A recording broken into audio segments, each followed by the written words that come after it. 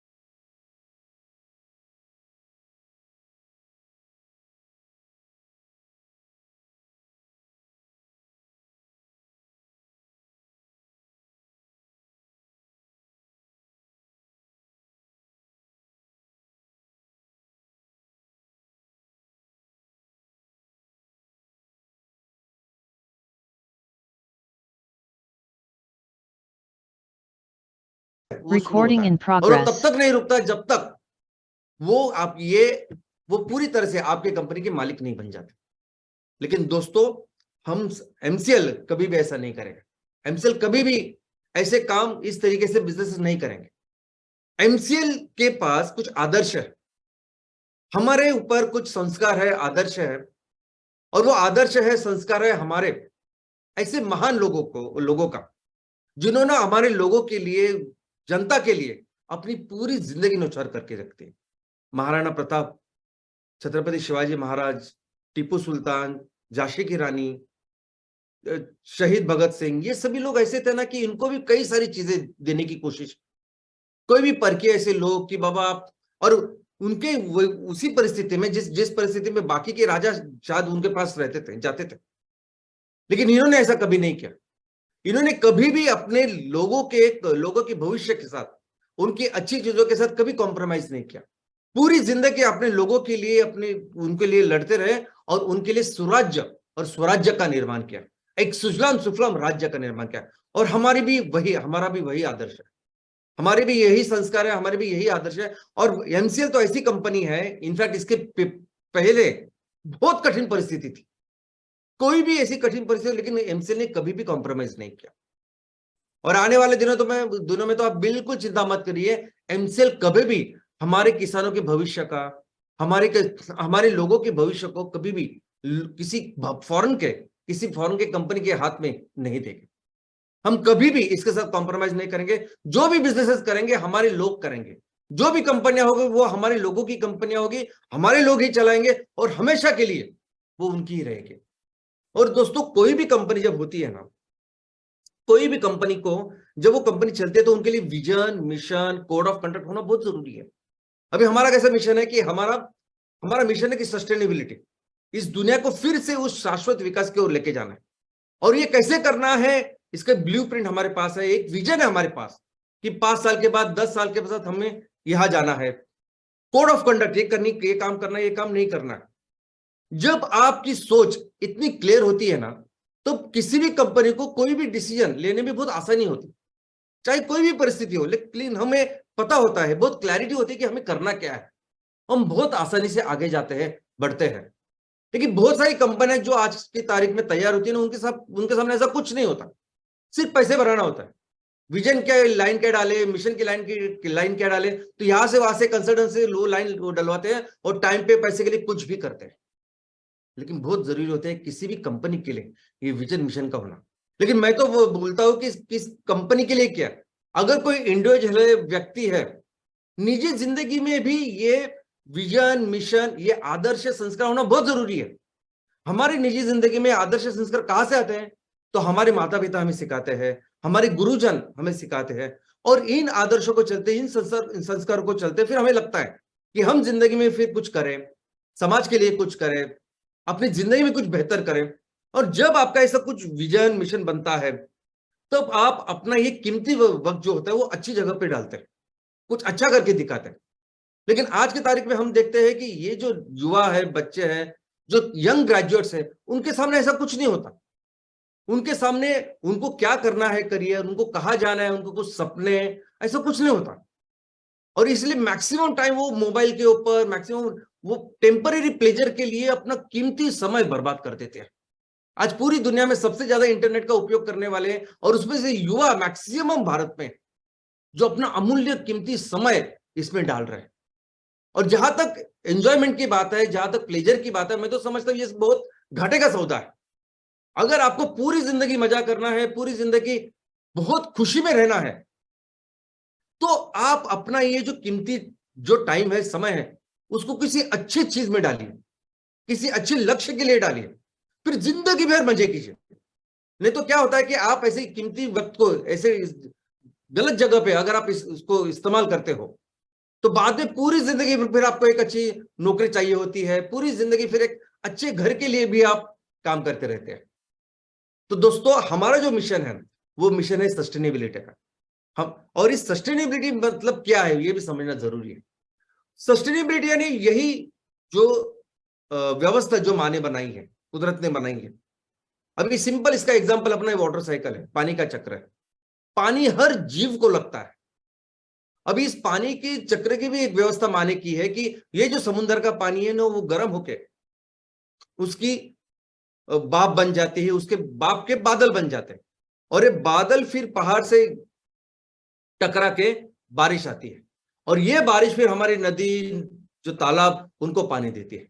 उसका हम सब इस्तेमाल करते हैं, और फिर से ये नदी का पानी उस समुद्र को जाके मिलता है। तो हमारी जो जरूरत है वो पानी को हमेशा हमेशा हमेशा माँ करोड़ों सालों से तैयार करती आ रही है। और ये चक्र सिर्फ पानी के बारे में नहीं है, हर उस चीज के बारे में जिसको जो हमें लगती है, जिसका हम इस्तेमाल करते हैं। हर कोई चीज जो जिसका हम इस्तेमाल करते हैं, एक बार इस्तेमाल करने के बाद जब उसको छोड़ देते हैं, तो वो छोड़ने के बाद फिर से उसका विघटन होता है, फिर से वो रॉ मटेरियल तैयार होता है कि जो मटेरियल जो जिस रॉ मटेरियल से फिर से वो वस्तु बनती है, फिर से हम उसको इस्तेमाल करते हैं। और दोस्तों, इस पूरी दुनिया में ये विघटन करने का, फिर से उसको रिसाइकल करने का काम अगर कोई करता है इस पृथ्वी के ऊपर, इस दुनिया में, तो वह है सूक्ष्म जीव। इनफैक्ट ये सूक्ष्म जीव है जो पूरी दुनिया सस्टेनेबिलिटी की राह पर चलाते हैं। ये सूक्ष्म जीव है जो हर जगह प्रेजेंट है, हमारे पानी में है, जमीन में है, हर एक प्राणी में भी है। इनफैक्ट हमारी भी बात करें ना, तो हम हमारी पूरी बॉडी में अंदर करोड़ों सूक्ष्म जीव है, जिसकी वजह से हमारी जिंदगी चल रही है।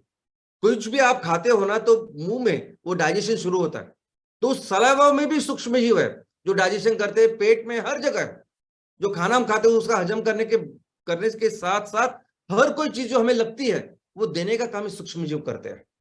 इनफैक्ट दोस्तों, ये जिंदगी, ये पूरी जो अपनी धरती माँ है, ये पूरा प्रकृति का संतुलन है, वो चल रहा है सिर्फ और सिर्फ सूक्ष्म जीव के लिए।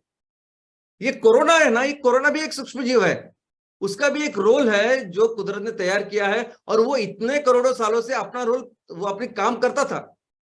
वो किसी जानवर के बदन में था, वो अपना काम जानवर के लिए अच्छा काम करता था। हम लोग हैं गलत है जिन्होंने इस पूरे प्रकृति के संतुलन को बिगाड़ दिया, और वो अपना घर छोड़ के हमारे घर में आ गया, और क्या हुआ वो आपके सामने है।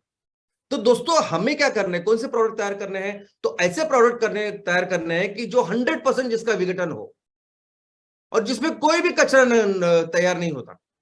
100% विघटन करने के बाद सब हो तैयार होता है वो रॉ मटेरियल फिर से इस्तेमाल करने के लिए।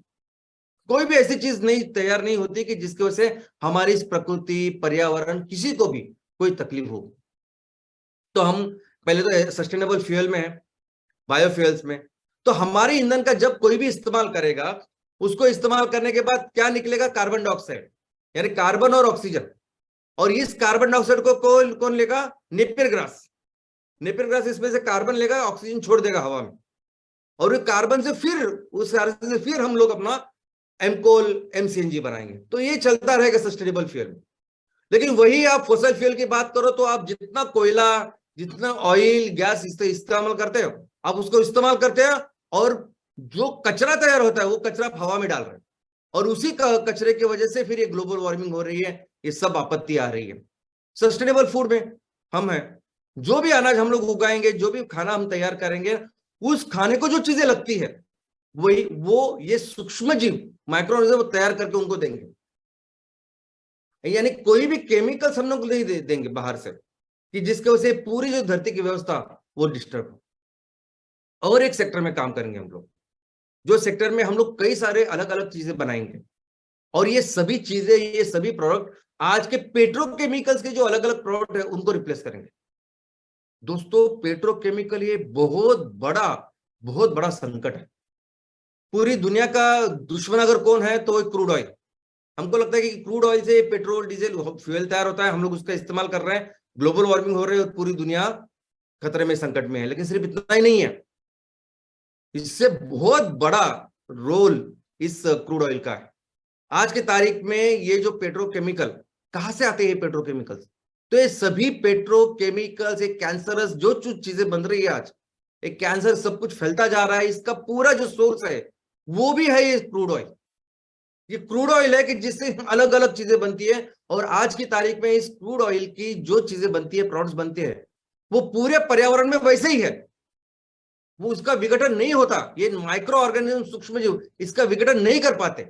और आप देख रहे हैं कि इतने सारे सेक्टर से, इतने सारे प्रोडक्ट्स हैं इनके, प्लास्टिक यहां से आता है, रबर यहां से आता है, वो केमिकल फर्टिलाइजर यहां से आता है, कपड़े विपड़े सब कुछ यहां से आता है, और जिसकी वजह से आज पूरा पर्यावरण का संतुलन बिगड़ चुका है।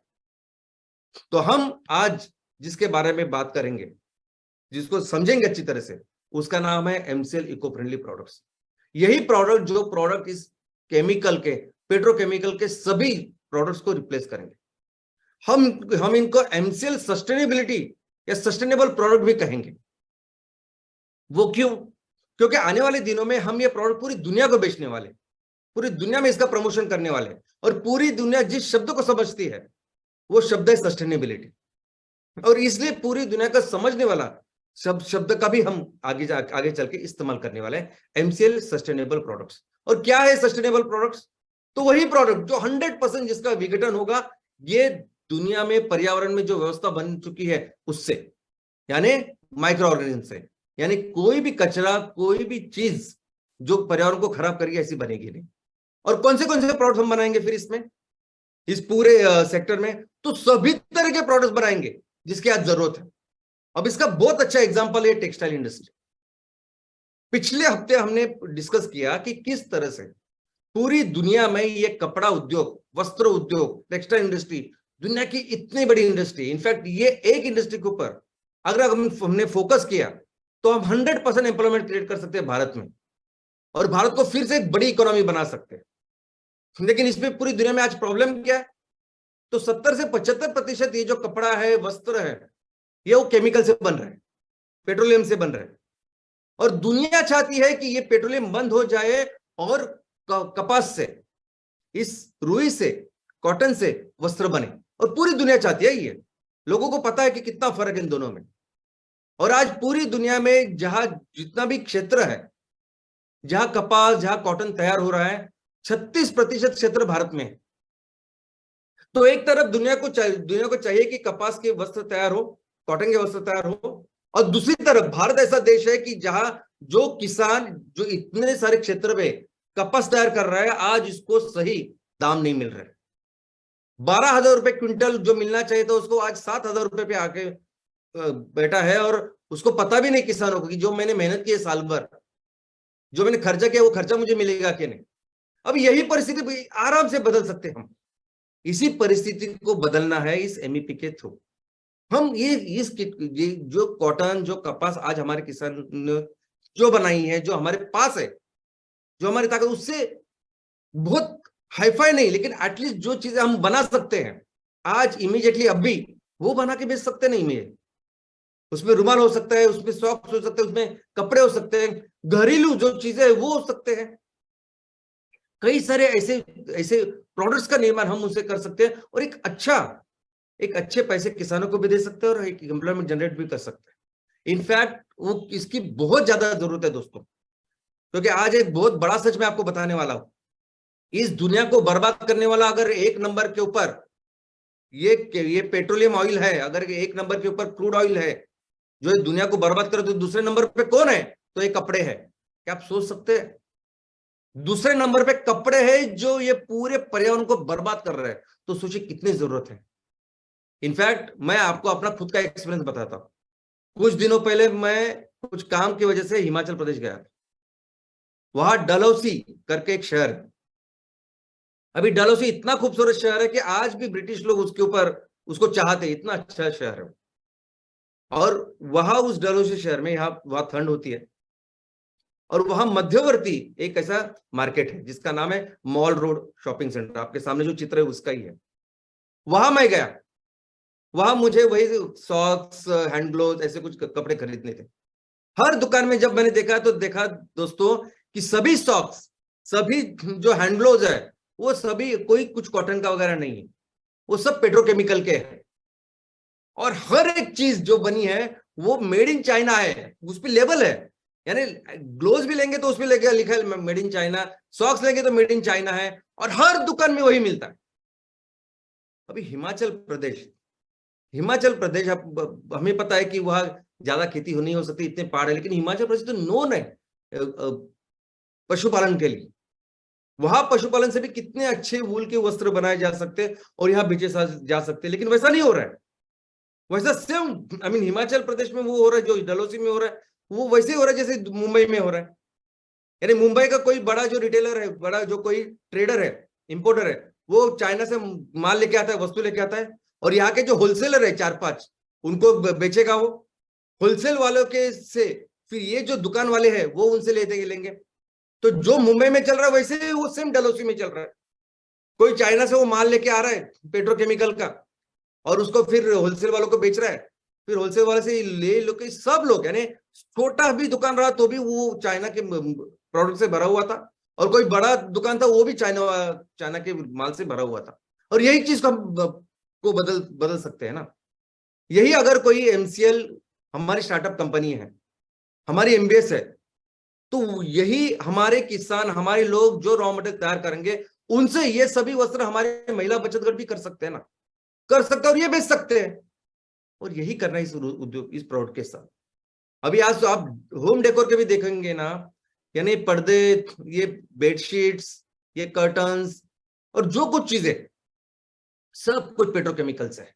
फैशन तो जो हर महीने बदलती रहती है, हर 3 महीने बदलती रहती है, ऑनलाइन आप देखते रहते हैं, ये पूरा फैशन बनता है आजकल ऐसे कपड़ों से, सिर्फ पेट्रोलियम कपड़े से। और ये है सच। अल्टीमेटली 85% ये जो पूरा कपड़ा आप जो इस्तेमाल कर रहे हो ना, यानी अंडरगारमेंट से लेके पूरा फैशन सो कॉल्ड, सब कुछ आज की तारीख में बहुत बड़ा कचरा और बहुत बड़ा थ्रेट होता जा रहा है इस पर्यावरण। और बस हमें यही बदलना है। आप सिर्फ अपने गांव में, अपने ग्राम पंचायत में, अपने म्यूनिसिपल वार्ड में जो भी लोगों की जरूरत है उसको 100% रिप्लेस करने की कोशिश कीजिए। हमारे कॉटन ने, किसान ने जो तैयार किया है, उस कॉटन से हमारे महिला बचत गट जो चीज तैयार करेंगे, ऐसे वस्त्र, ऐसे प्रोडक्ट, उनसे करिए दोस्तों। ये बहुत बड़ी इकोनॉमी है। इतनी सारी जरूरत हमारे घर में ही है कि आप सभी लोगों को काम भी दे देंगे और एक अच्छा इनकम हर घर को देंगे। प्लास्टिक, अभी एलिमिनेट प्लास्टिक तो पूरी दुनिया की पहल है। हमको अंदाजा ही नहीं कि प्लास्टिक किस किस स्वरूप में इस दुनिया को बर्बाद कर रहा है। हर जगह प्लास्टिक बर्बाद ही कर रहा है, और इस प्लास्टिक को पूरी तरह से हम रिप्लेस कर सकते हैं हमारे इस एमईपी प्रोडक्ट के साथ। अभी हॉस्पिटल नहीं, होटल, रेस्टोरेंट जो इंडस्ट्री है, हॉस्पिटैलिटी इंडस्ट्री जो है, अब इसमें सिंपल स्ट्रॉ होता है जो प्लास्टिक है, उसको रिप्लेस करते हैं कागज के स्ट्रॉ से। और कई सारी चीजें जो 5 स्टार होटल से लेके जो गाड़ी में कुछ खाने का सामान बेच रहे हैं, हर जगह हम लोग इस कागज के या जो इको फ्रेंडली चीजें उसका इस्तेमाल कर सकते हैं। लॉजिस्टिक्स में आज पैकेजिंग को इतनी सारा प्लास्टिक इसका इस्तेमाल होता है, उसको भी रिप्लेस किया जा सकता है। इस पैकेजिंग इंडस्ट्री में बहुत बड़े प्रोडक्ट्स लगते हैं जो इसका इस्तेमाल कर सकते हैं हम।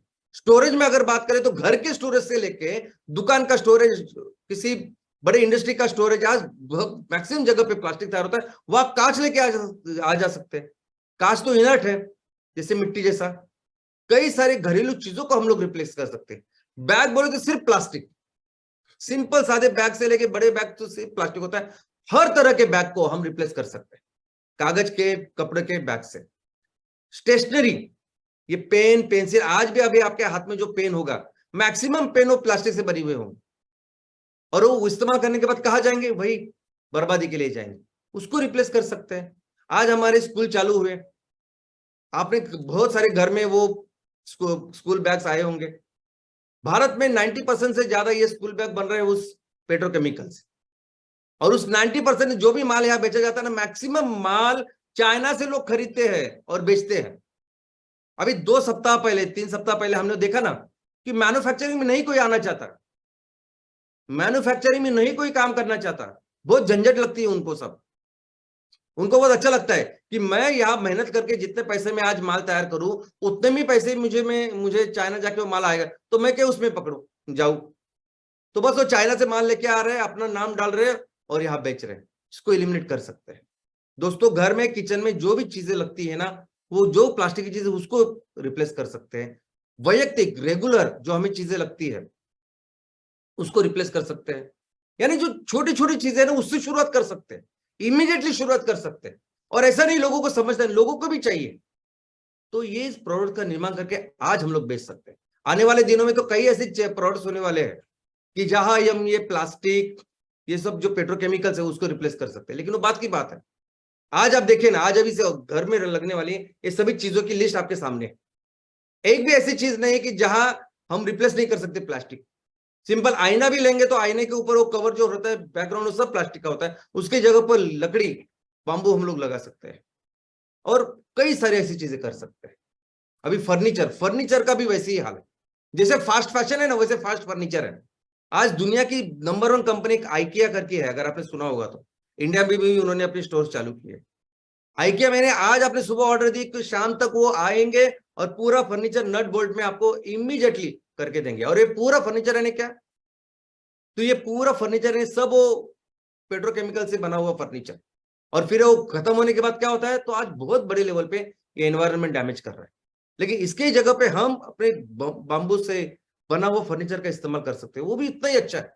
और जो भी आपकी जरूरत हो, ऐसे नहीं सिर्फ सोफा की बात कर रहे हो, जो भी आज फर्नीचर की जरूरत हो, वो हर कुछ बन सकता है इन चीजों की वजह से। इनफैक्ट हमारे कॉटन से, हमारे कपास से भी कई सारी चीजें बन सकती है। कॉस्मेटिक इंडस्ट्री, अभी कॉस्मेटिक इंडस्ट्री में 2 लाख करोड़ का माल बेचते हैं हर साल। अभी सोचने वाली बात है, 2 लाख करोड़ का माल भारत में बेचा जा रहा है, और उसमें मोनोपोली है 4 कंपनियों की। मोनोपोली, यूरोपियन कंपनी की मोनोपोली है जो यहां माल बेच रही है। यानी आपको लगेगा ये साबुन लू, वो साबुन लू, ये शैम्पू लू, ये सब, यानी फेस वॉश, शैम्पू, सब 3-4 कंपनियां बेचती, सिर्फ हीरो हीरोइन वहां ऐड करती रहती है और हम बाल बेचती है। और ये सब केमिकल्स है, ये सब जो ब्यूटी प्रोडक्ट्स और केमिकल्स है, कई सारे लोगों को इससे एलर्जी होती है, लेकिन फिर भी बहुत इतना कुछ बेच रही हो। पर्सनल प्रोडक्ट जो होते हैं, यानी टूथब्रश से लेके सब कुछ ये लोग तैयार करते हैं। टॉयलेटरी, लाइजॉल वगैरह सब कुछ, कितनी बड़ी इंडस्ट्री है। आपने देखा होगा ना, सब सुपरस्टार आते हैं इसको बेचने के लिए टीवी के ऊपर। लेकिन ये सब गलत है, ये सब कुछ पेट्रोकेमिकल्स है। और इसके जगह पे हम हमारे महिला बचत गट और बाकी के लोग घर में तैयार कर सकते हैं ऐसे ऑर्गेनिक प्रोडक्ट, जो इससे बहुत बेहतर है। ये जो आप वॉशिंग पाउडर का इस्तेमाल कर रहे हैं ना कपड़ों के धोने के लिए, इससे बेहतर है। ये टॉयलेट के लिए इस्तेमाल कर, उससे बेहतर है। और अगर आप ब्यूटी प्रोडक्ट्स की बात करें, ये शैम्पू कंडीशनर की बात करें, तो मैं आपको सच्ची चीज बोलता हूं कि पूरी दुनिया में अगर कॉस्मेटिक की वजह से आपके स्किन प्रॉब्लम्स है, एलर्जी है या ऐसा कुछ है, पूरी दुनिया में लोग यहाँ वहां घूमते हैं, सभी तरह के ट्रीटमेंट करते हैं, फाइनली आते हैं केरला में, फाइनली आते हैं भारत में, केरला में, उस आयुर्वेदिक ट्रीटमेंट के लिए, उनसे उनको अच्छा मिलता है। तो हमारे जो आयुर्वेदिक, हमारे जो प्रोडक्ट्स है वो 100 गुना 1000 गुना अच्छे ये केमिकल्स है, जिसको हम बेच सकते हैं एमईपी में। OTC, over the counter, over the counter medicine, यानी वो मेडिसिन की जो जिसके लिए पर्ची नहीं लगती डॉक्टर की, यानी मल्टीविटामिन है या कुछ मोचाई, इसके लिए वैसे लिए 1 लाख करोड़ का धंधा कर रहे हैं ये लोग। 1 लाख करोड़ की चीज बेच रहे हैं आज की तारीख में। और ये सबसे सबसे बेस्ट प्रोडक्ट अगर कोई दे सकता है तो है आयुर्वेदा। तो ये एमबीपी इतनी सही चीज है, और क्यों करनी चाहिए इमीडिएटली इसको? तो दोस्तों एमईपी ऐसी चीज है, अभी देखिए अगर हमें बिजनेस करने हैं हमारे तहसीलों में, गांव में, तो हमारे पास अलग अलग ऑप्शन है। देखो हमारे पास ऑप्शन है बायोफ्यूल इंडस्ट्री का। अभी बायोफ्यूल इंडस्ट्री में हम पायोनियर है। बायोफ्यूल इंडस्ट्री में जिस तरह अभी 15 प्रोजेक्ट हमारे एमकोल के है और 80 आने वाले हैं। अभी ये जो एमकोल के प्रोजेक्ट है, पूरी दुनिया में कहीं भी नेपियर ग्रास से बायो को नहीं बन रहा है, हम बना रहे हैं। पहली बार जब आप कर रहे हो तो हमें हर जगह काम करना पड़ता है, हर मशीनरी को चेंज करते करते करते बेहतर करना पड़ता है, प्रोडक्ट को बेहतर करना पड़ता है, रॉ मटेरियल को बेहतर करना पड़ता है, कई सारी चीजें सीखनी पड़ती है जो हम कर रहे हैं सीएनजी में, बायोकोल में, एमकोल में। और ये ऐसा ही चलता है, इसको वक्त लगता है। अभी अमेजॉन दुनिया की नंबर 1 कंपनी ऑनलाइन, लेकिन उनको 8 साल लगे सीखने के लिए। ये जो जेफ बेजोस आपको दिख रहा है, जो अभी आज की तारीख में दुनिया का सबसे अमीर ऐसा आदमी है, 8 साल को 60 में उसने 1 रुपया नहीं कमाया था, लेकिन पूरी तरह से काम कर रहा था, क्योंकि वो पहली बार कर रहा था सब कुछ इतने डिटेलिंग जैसे हम लोग कम कर रहे हैं।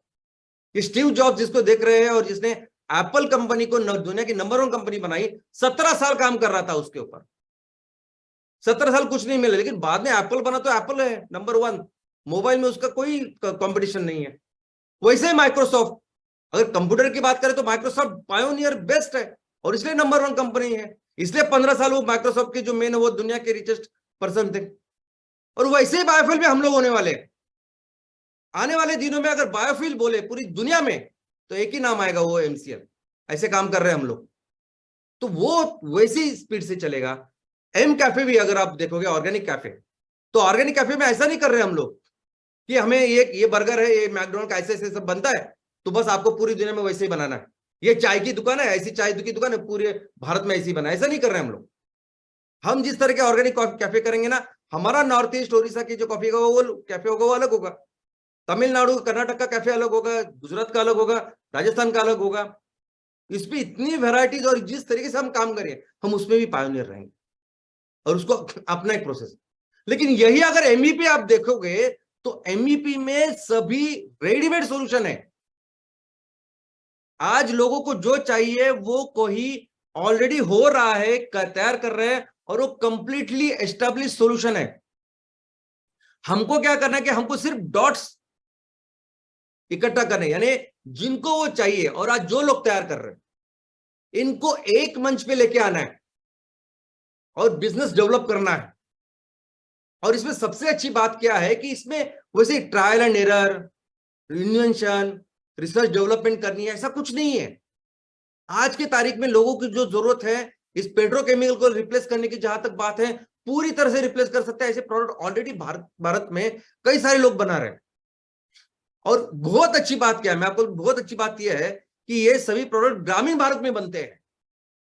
उससे भी अच्छी बात क्या है, तो ये सभी प्रोडक्ट हमारे महिला बचत गट बनाते हैं। यानी इतनी बड़ी लेवल पे ये एम्प्लॉयमेंट जनरेशन इसमें होती है। और हमको क्या करना है, तो हमारा काम तो सिर्फ ये है कि आज ये जो लोग हैं, ये जो महिला बचत गट होंगे, इनफैक्ट बचत गट जब आता है तो महिला भी हो सकता है, पुरुष भी हो सकता है, लेकिन महिला बचत गट बहुत ज्यादा काम करती है, इसलिए मैं बार बार बोल रहा हूं। तो इनको, ये जो कैपेबल लोग हैं, उनको सपोर्ट सिस्टम तैयार करना, यही हमारा काम है। आज एक महिला बचत तैयार कर रही है छोटे से लेवल पे, वही वो बेच नहीं पा रही है, काम कर नहीं पा रही है बराबर, ये उनकी दिक्कत है, प्रॉब्लम। हम जब सपोर्ट सिस्टम तैयार करेंगे तो एक के जगह पे 10 महिला बचत गट काम करेंगे एक ही प्रोडक्ट के लिए। अभी आज इन महिला बचत गट को फंडिंग नहीं, रॉ मटेरियल के लिए, बाकी कुछ चीजों के लिए पैसे नहीं, हम देंगे पैसे, हम इन्वेस्ट करेंगे। आज एक जगह पे बैठे वो काम करे, प्रोडक्ट को निर्माण करे, वैसे शायद जगह नहीं उनके पास, तो वो जगह देंगे, हम लोग लेंगे, रेंट पे लेंगे, हमारे फैक्ट्री में तैयार करेंगे। अगर सबसे इंपॉर्टेंट, सबसे बड़ा प्रॉब्लम उनका क्या है कि मार्केट ब्रांडिंग वो नहीं है, उसके लिए तो हम लोग है, उस बड़े विशाल ब्रांड का निर्माण करने का काम हम करेंगे। और दुनिया में ये जो बड़ी बड़ी कंपनी है ना, वो सिर्फ ब्रांड तैयार करने का ही काम करते हैं। ये Hindustan lever, Procter Gamble, even Apple, ये ब्रांड को निर्माण करने का सिर्फ उसके ऊपर काम करते हैं। एप्पल भी अपना जो फोन बनवाता है चाइना से बनवाता है, और ये सभी जो कंपनियां हैं वो मैन्युफैक्चरिंग में नहीं, वो सिर्फ करवा के लेती है। ऐसे ब्रांड का निर्माण करेंगे ना कि उसकी इतनी जरूरत है कि 10 महिला बचत भी कम पड़ जाए। और दोस्तों इस बहुत अच्छी बात है ना, इससे बहुत ज्यादा एम्प्लॉयमेंट जनरेशन होते, गांव में भी होगी, शहरों में भी हो। शहरों में भी अपने अपने घर में भी आप कर सकते हैं, एक जगह आके भी कर सकते हैं, और बहुत अच्छा काम हमारे लोगों को मिलेगा। और आज इसकी बहुत ज्यादा अर्जेंट जरूरत है। आज हमें हमारे इस एमसीएल परिवार में जितने भी उद्योजक काम कर रहे हैं, और मैं सिर्फ तहसील लेवल के या ग्राम पंचायत लेवल के उद्योजकों की बात नहीं कर रहा हूं, मैं सिर्फ एमबीएस एमवीपी की बात नहीं कर रहा हूं, लेकिन वो सभी लोग जो एमसीएल के विजन मिशन के लिए काम कर रहे हैं, हर उद्योजक के टीम मेंबर में रहेंगे, हमारे चैनल पार्टनर रहेंगे, जिन्होंने हर गांव जाके, घर जाके एमसीएल को प्रमोट किया है, एमसीएल के मिशन को बढ़ाया। हर व्यक्ति को अभी इनकम मिलना चाहिए, अर्जेंट नीड है। और ये एमवीपी एमएसपी ऐसी चीज है कि आज डे 1 से हम इनकम की शुरुआत कर सकते हैं, डे 1 से, हर इस व्यक्ति की जो आज हमारे साथ में है। और प्रोडक्ट्स क्या रहेंगे इसमें? बहुत बार हमको लगता है कि प्रोडक्ट्स एमसीएल तैयार करेगी और एमसीएल बोलेगी आपको कि चलो आज बेचो, नहीं, ऐसा नहीं होगा। प्रोडक्ट फ्यूल में ऐसा होगा, एमकोल में ऐसा होगा कि कल जाके एम कुकिंग सिस्टम, पिलेट्स, पूरी दुनिया में हम उसको बेचेंगे, वो सेम ही रहेंगे। लेकिन जब एमईपी की बात आती है तो तुम आपके तहसीलों में जो तहसील लेवल के उद्योजक है, सब ग्राम पंचायत लेवल के उद्योजक है, हर हफ्ते आप मिलते रहेंगे, डिस्कस करते रहेंगे, आपकी टीम होगी। तो आपको वो डिस्कस करना है, आपको सोचना है कि मुझे अपने तहसील में, अपने ग्राम पंचायत में कौन सा वो प्रोडक्ट है जो मैं तैयार कर सकता हूं, जो जिस प्रोडक्ट की वजह से हमारे लोगों की जरूरत मैं पूरी कर सकता हूं, जो प्रोडक्ट तैयार करने के लिए मेरे पास अच्छे रिसोर्सेस है, रॉ मटेरियल है, लोग है जो कर सकते हैं, उनको इमीडिएटली काम दे सकता हूं। आपको सोचना है, और आपको ऐसे प्रोडक्ट तैयार करके उसमें लॉन्च करना है। और कुछ भी हो सकता है, डेली के सिंपल प्रोडक्ट को जिसको एकदम गरीब से गरीब व्यक्ति भी खरीदता हो, जो जरूरत होती हो किसी भी परिवार को, ऐसे प्रोडक्ट के साथ शुरू कर सकते हैं। और ऐसे कॉस्ट में देने की कोशिश करेंगे जो एकदम कम से कम हो।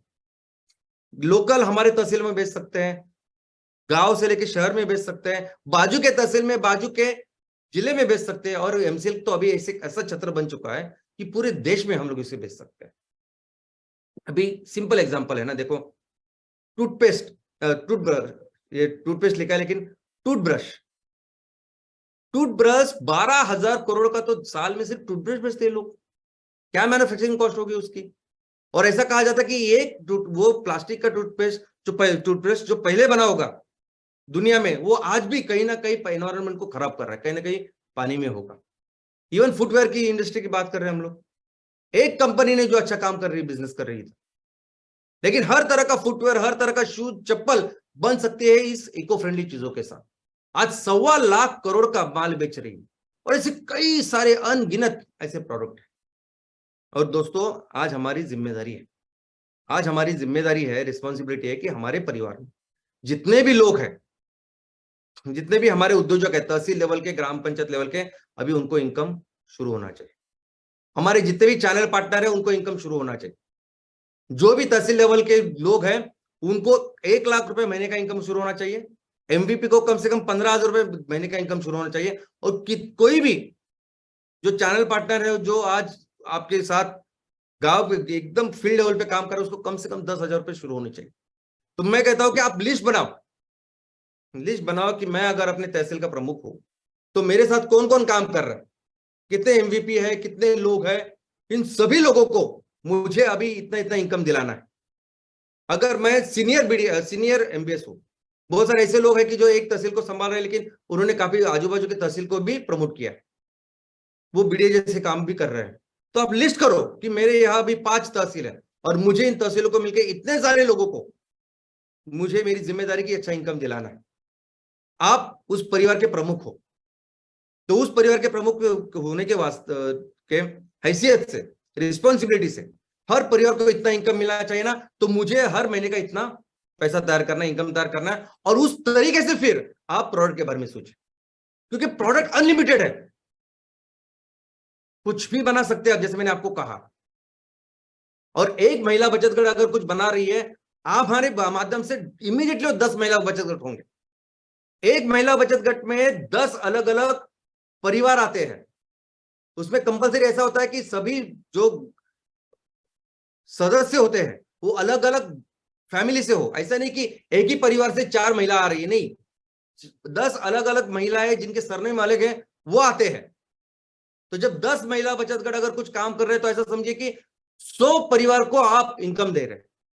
100 परिवार को अगर आप 10,000 के हिसाब से भी देखेंगे मिनिमम, तो भी हर महीने 10 लाख रुपए आप हम लोग क्रिएट करेंगे और इनको दें। और ये 10 जो महिला बचत गट है या 100 जो परिवार है, ये कितना माल तैयार करेंगे? हमको जितनी जरूरत है उतनी जरा भी नहीं, इतना कम। इतना बड़ा मार्केट है आज और इतना बड़ा बदलाव हो सकता है इसमें। और इसकी बिजनेस ब्लूप्रिंट तैयार कीजिए। आपको ऐसा लगता है कि एमसीएल ऐसी गाइडलाइन देगी, पूरा डीपीआर वगैरह बना के देखिए, तो नहीं, आपको तैयार करना है। मुझे कौन सा प्रोडक्ट तैयार करना है, कि कैसे मैं तैयार करूंगा, कौन सा रॉ मटेरियल उसको लगता है, किस तरह से आता है, कैसे मैन्युफैक्चरिंग होगी, कहाँ होगी, कौन करेगा, कितने लोग हैं। हमारे यहाँ भारत में ना एजेंट गिरी बहुत चलती है। कुछ भी रहा तो वहां कोई तो एजेंट आएगा, बोलेगा मैं आपको करा के दूंगा, मुझे कितना पैसा मिले। ऐसा नहीं करना है आपको, खुद जाके देखना है, खुद जाके हर चीज को जाके मिलके और उसको चीज को समझना है, और वैसे एक्शन प्लान बनाना है जिसे हम डिटेल प्रोजेक्ट रिपोर्ट भी कहते हैं। आइडियली ये एक्सपेक्टेड है कि जो लोग, जो बिजनेसमैन, जो एंटरप्रेन्योर या उद्योजक करना चाहते हैं, वो खुद सब मेहनत करके, पढ़ाई करके उसका प्लान बनाए, एक्शन प्लान बनाए, डीपीआर बनाए। लेकिन इससे ठीक विपरीत, ठीक उल्टा आज की तारीख में हो रहा है। कौन बनाता है डीपीआर? तो कोई बाहर की एजेंसी जिनका कोई संबंध नहीं होता। डीपीआर क्यों बनाते हैं? तो बैंक को देना होता है, गवर्नमेंट को देना होता है, किसी इंस्टीट्यूशन को देना होता है, जिससे फिर हमको पैसा मिले। बहुत बार तो ये डीपीआर सीए लोग बनाते हैं, सिर्फ वो आंकड़े डालते हैं, 1 साल के बाद, 2 साल के बाद, 5 साल के बाद, बस वो प्रोजेक्शन डालते हैं, बस, जिनका कोई संबंध नहीं होता है कि क्या प्रोडक्ट है, क्या, कुछ नहीं होता। ऐसा थोड़ी चलता है। क्या ये तरीका है? आपको करना है, आपको करना है इन व्यक्ति जैसा। आपको पता है ये कौन है जिनको आप देख रहे हैं स्क्रीन के ऊपर? D mart. ये अभी भारत की नंबर 1 जो मॉल की जो कंपनी है ना, उसके मालिक, जिन्होंने जब इन्होंने चालू किया तो रिलायंस, फ्यूचर ग्रुप, बिग बाजार, ये सब कुछ था। आज सब कुछ बंद हो चुके हैं, सिर्फ डीमार्ट बहुत आगे तेजी से बढ़ रहा है। क्यों? और ऐसा भी नहीं कि इन्होंने बहुत सारी पढ़ाई की है, 12वीं की है, सिर्फ 12वीं पास है ये पर्सन, ये व्यक्ति। लेकिन इन्होंने पहले 1.5 से 2 साल खुद काम किया। जेब में उनके 8,000 करोड़ रुपए थे, लेकिन फिर भी खुद काम किया, हर चीज खुद देखी, समझी, एक्शन प्लान तैयार किया, फिर वो बने। आपको भी ऐसा काम करना है और खुद बनाइए सब कुछ। द बेस्ट पर्सन मेरे ये तहसील में, मेरे राज्य में, मेरे तहसील में, मेरे गांव में, ये मुझे काम करना है ना, तो मैं समझने वाला, अगर कोई बेस्ट व्यक्ति तो आप ही होगा। कोई नहीं आपको ऊपर से कोई मुंबई दिल्ली में बैठा हुआ आपको गाइड करेगा, ऐसा कुछ नहीं होगा। करिए मेहनत। जरूरत है आप कितने भी पढ़े लिखे, बहुत ज्यादा पढ़े लिखे होने की भी बिल्कुल जरूरत नहीं। इनफैक्ट मैंने तो देखा है ना, जो ज्यादा पढ़े लिखे नहीं है ना, वो बहुत ज्यादा पॉसिबिलिटी सोचते हैं, सब तरह के बारे में सोचते हैं।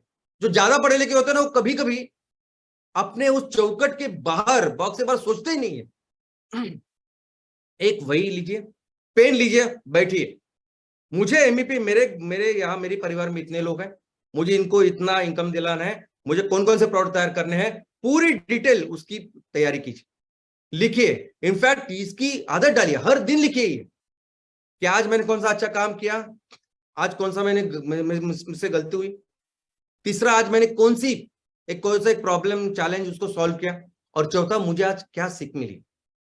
और ये जो आप बनाएंगे नोटबुक, ये दुनिया का सबसे बड़ा गाइड होगा आपके लिए, और सिर्फ आपके लिए नहीं, कई सारे आने वाले उद्योगों के लिए। लेकिन हमेशा एक एमईपी को जब हम लॉन्च करेंगे, उसके ऊपर काम करेंगे, तो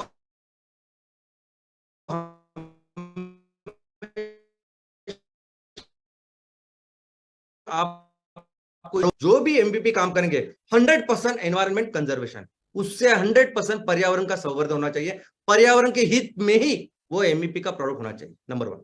नंबर 2, 100% एम्प्लॉयमेंट, यानी हर एक हाथ को काम देना होगा, ज्यादा से ज्यादा एम्प्लॉयमेंट जनरेशन का काम वो प्रोवाइड करना चाहिए। तीसरा ही 100% सक्षमीकरण किसानों का और महिला बचत गट का, तो वही प्रोडक्ट्स का निर्माण करना है और बेचना है मार्केट में जो हमारे लोग तैयार करेंगे, किसी कोई फैक्ट्री तैयार करेंगे और उसको बेचेंगे, ऐसा नहीं होगा। 100% economic development of each and every family, हर परिवार को एक रिस्पेक्टेबल अच्छा इनकम मिलना चाहिए। और पांचवा ही एनर्जी इंडिपेंडेंस, जो भी ऊर्जा ईंधन जो मेरे गांव को, मेरी तहसील को लगता है, उसमें आत्मनिर्भर बनना, इस 5 दिशा में ही ये एमईपी काम करना है। और इंपॉर्टेंट, क्रिएटिंग मार्केट, अच्छी अच्छी लोग चीजें तैयार करते हैं लेकिन मार्केट नहीं तैयार कर पाते, बेच नहीं पाते, और ये सबसे इंपॉर्टेंट चीज है।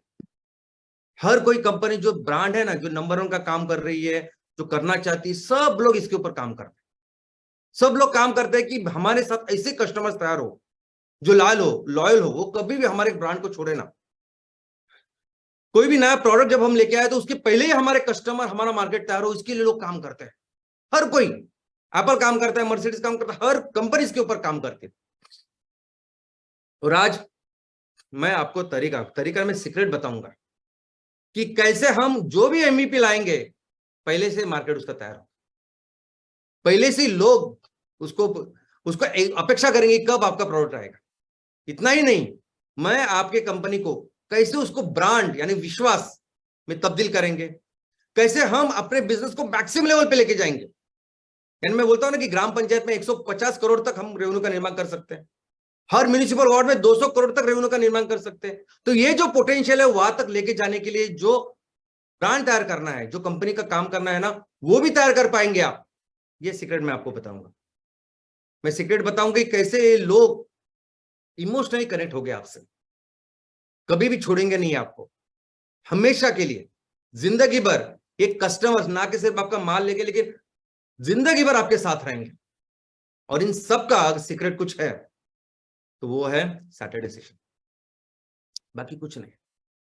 पूरी मेहनत करिए, पूरा फोकस करिए, दिल लगाकर ये सैटरडे सेशन कीजिए। हर हफ्ते सोचिए कि पूरी जिंदगी सब कुछ डिपेंड है इसके ऊपर, इस तरह सैटरडे सेशन कीजिए।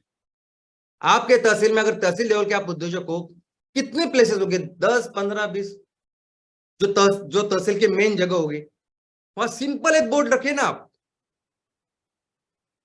ग्राम पंचायत में काम जब कर रहे हो तो ग्राम पंचायत में कितने नुक्कड़, कितने जगह होंगे, 3, 4, 5 जगह जो लोगों को पता होगी, जो ज्यादा लोग जहां जाते होंगे।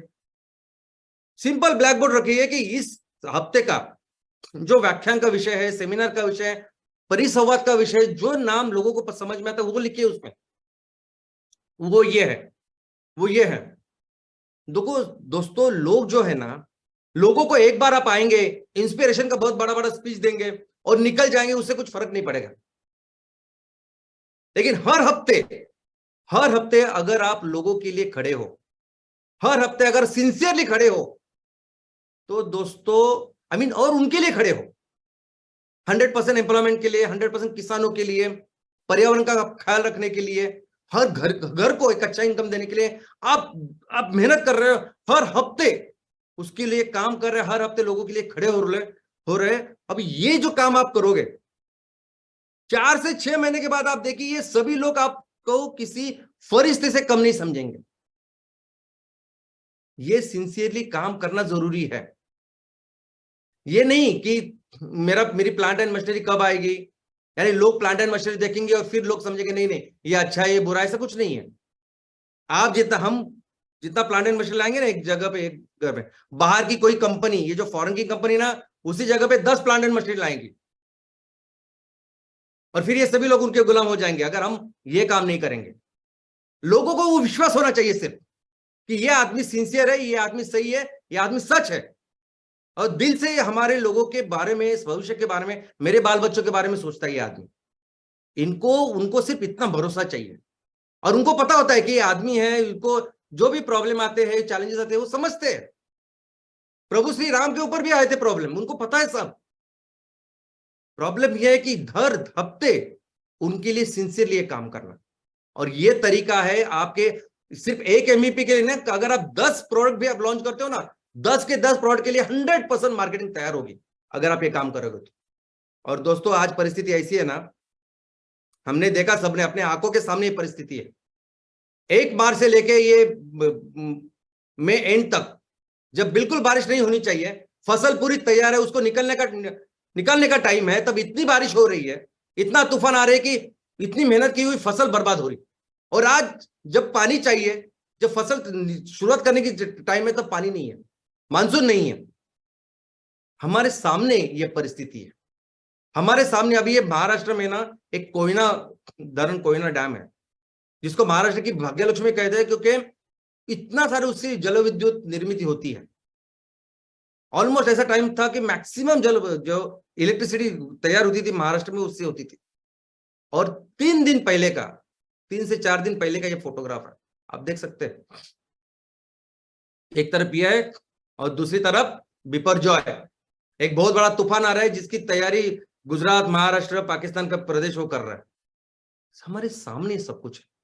अभी हमें बहुत जोर से एग्रेसिवली अभी इसके ऊपर काम करना है, ऐसे काम करना है कि आगे के 3 साल में ये सब कुछ चीजें बदलना है। दोस्तों मैं आपको बोलता हूं कि आगे से 3 मैक्सिमम 5 सालों तक ये सब कुछ सही हो जाएगा।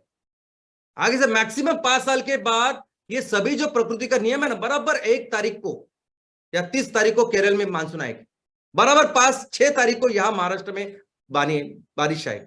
आप उसकी चिंता मत करें, हमें करना ही है इसको, और हम मिलकर करेंगे। और इस पूरे प्रोसेस में जब हम ये करेंगे, तो हम फिर से हमारे देश को दुनिया की सबसे बड़ी अर्थव्यवस्था बनाएंगे। जय हिंद, जय एमसीएल। Thank you. दुनिया में भारत की अर्थव्यवस्था को सबसे बड़ी अर्थव्यवस्था बनाने का जो